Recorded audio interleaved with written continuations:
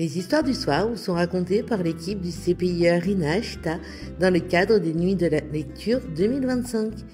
Et cette année, le thème, c'est les patrimoines. Un extrait du livre « Le mystère des grottes oubliées » de Hans Baumann, des éditions Castor-Ploche Flammarion. L'abbé n'arriva que le 21 septembre, juste 9 jours après la découverte. Les circonstances de la guerre avaient retardé sa venue. Le télégramme lui était parvenu à Brive et non à Paris. Il se rendit à Montignac dans la voiture d'un ami médecin. Il avait annoncé son arrivée par télégramme et lorsqu'il s'arrêta devant la maison de l'instituteur Léon Laval, les 4 garçons l'attendaient. Monsieur Laval les présenta. « Voilà les héros !» Le visage rayonnant, l'abbé serra la main de chaque garçon. Ils s'aperçurent à ce moment qu'il était sensiblement plus vieux que leur maître. Ce dernier voulut qu'il se restaure immédiatement. « Merci beaucoup, monsieur Laval, dit l'abbé, mais on parlera de manger plus tard. Sinon, je ne pourrai peut-être plus entrer dans la grotte. Les moyens d'accès ne sont quelquefois pas très confortables, et je suis trop impatient pour attendre davantage. Et vous ?» Il regarda les enfants. « Vous me conduirez bien, n'est-ce pas ?» Marcel et Jacques partirent devant, portant à tour de rôle la valise de l'abbé.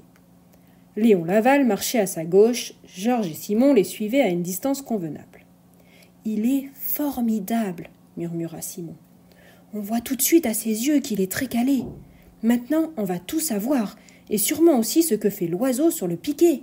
chuchota Georges. « Et quelle est cette espèce de chevaux ? Parce que les chevaux de la grotte sont tous différents de ceux que l'on voit aujourd'hui. L'abbé sait certainement quelque chose sur les bisons et l'affreuse bête aux 2 cornes longues comme des lances. » « Chut !» fit Georges. « Il est en train de parler à Laval. » Les 2 amis hâtèrent le pas pour se rapprocher de l'abbé et ne pas perdre un mot de ce qu'il disait. L'abbé, pour le moment, s'inquiétait de savoir s'il y avait dans la grotte des fresques en couleur ou seulement des tracés en noir. À la réponse du maître, l'abbé appela Marcel et lui fit décrire ce qu'il avait découvert. On enleva les pierres qui bouchaient le trou. Léon Laval toussa pour s'éclaircir la voix et dit qu'il serait bon que quelqu'un restât pour garder l'entrée de la tanière. L'abbé regarda les garçons l'un après l'autre, mais le maître intervint. « Bien entendu, aucun de vous 4. C'est vous qui avez découvert la grotte. C'est à vous l'honneur. »« Au poil !» lança Marcel, s'apercevant trop tard qu'il avait pensé tout haut. Quant aux 3 autres, on pouvait voir que la décision du maître les avait beaucoup touchés. « Cela peut durer assez longtemps, » avertit l'abbé. « On ne peut pas dire d'avance combien de temps. » Ce disant, il sortit de sa valise une salopette de circonstance et l'enfila. Marcel proposa. « Il n'est pas indispensable que la grotte reste ouverte. Monsieur Laval pourrait refermer l'entrée derrière nous et au retour, nous déplacerions les pierres de l'intérieur. »« Oui, cela peut durer longtemps, » répéta l'abbé. Aussitôt dit, aussitôt fait.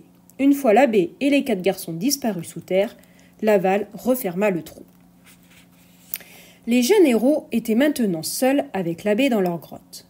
Ils le conduisaient de fresque en fresque et, devant chaque nouvelle peinture, ils espéraient que l'abbé commencerait ses explications.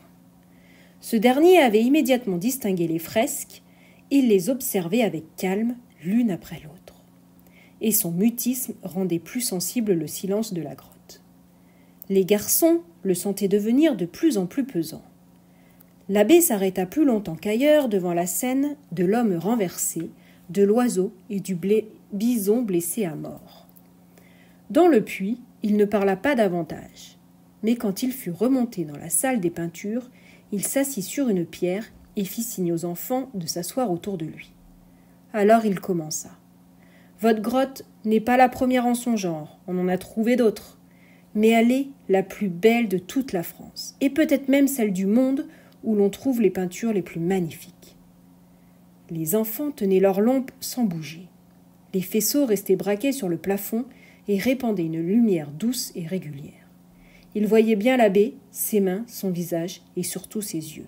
« Il est assis comme un roi dont le royaume serait sous terre, » pensa Simon. « Nous sommes ses officiers et lui avons conquis une nouvelle province. »« Est-ce qu'on a déjà découvert beaucoup de grottes ?» demanda Marcel, soucieux. « Même avec des fresques ?»« Environ 90 jusqu'à présent, » répondit l'abbé en hésitant. « Mais la nôtre est sûrement la première trouvée par des enfants. dit vivement Marcel, à qui ce nombre de 90 ne plaisait pas du tout. L'abbé ne répondit pas aussitôt.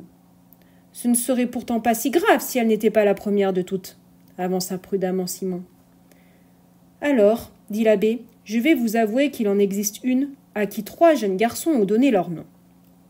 C'est celle des 3 frères, qui fut découverte en 1914 par les 3 fils du comte Bégouen, un grand savant. Cette révélation n'était pas faite pour enthousiasmer les enfants. Accoudés sur leurs genoux, ils fixaient le sol. « Mais, dit l'abbé, qu'est-ce qui vous rend brusquement si mélancolique ? Les 3 frères ont aussi découvert la grotte pour vous. Si vous voulez, je demanderai au comte à qui elle appartient de vous la faire visiter, car on y est très rarement admis. » Cette perspective remplit les enfants de joie. Le fait que d'autres enfants ont eu la même chance que vous ne diminue en rien la valeur de votre découverte, insista l'abbé. Mais toutes les autres grottes ont été découvertes par des grandes personnes, demanda Marcel. Vous avez l'air d'y tenir tellement, reprit l'abbé en souriant, que je vous laisserais bien volontiers y croire. Mais en réalité, les trois fils du comte n'étaient même pas les premiers. En 1895, déjà, 4 petits paysans étaient descendus dans la grotte de la Moute, qui n'est pas très loin de Lascaux. L'entrée en était depuis longtemps obstruée par le mur façonné du fond d'une grange, construite sous le rocher comme beaucoup de maisons de la région.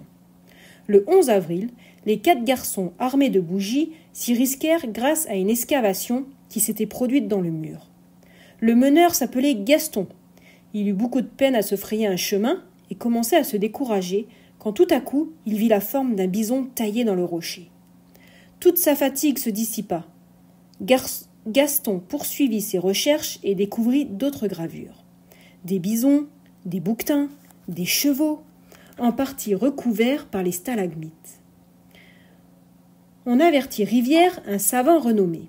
Celui-ci trouva en outre des fresques plus grandes et une belle lampe sur laquelle était gravé un bouquetin.